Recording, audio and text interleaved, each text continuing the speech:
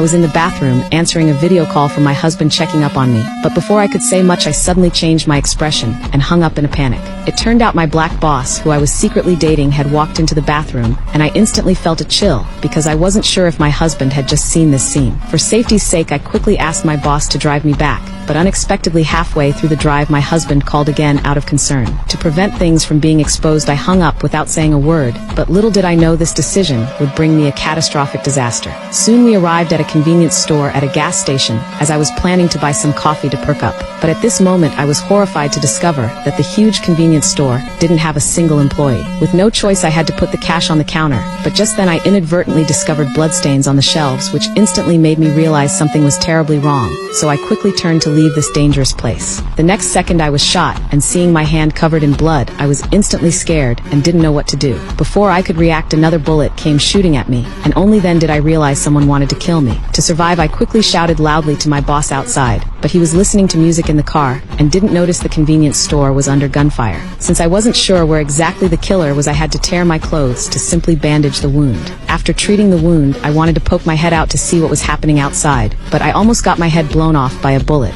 To call for help I wanted to crawl over to pick up my phone, but the killer's marksmanship was very accurate and shattered my phone with one shot. So I had to hide behind the shelves to avoid him. Just as I was sitting on the ground not knowing what to do, a man's voice suddenly came from the cash register area. It turned out this voice came from the walkie-talkie on the table, asking if there was anyone in the supermarket. At this moment I felt like I saw a lifeline, but I didn't dare run over to get the walkie-talkie. To distract the killer's attention, I directly took 2 bags of chips from the shelf and threw them into the air, which allowed me to successfully get the walkie-talkie. I hoped the man could help me call the police, because I was under gunfire at a gas station. At this moment I thought I was saved, but unexpectedly my black boss outside suddenly walked into the convenience store. At this moment he had no idea what was happening here and was shot and sent to heaven, killed by the sudden bullet. Can you guess who the killer is?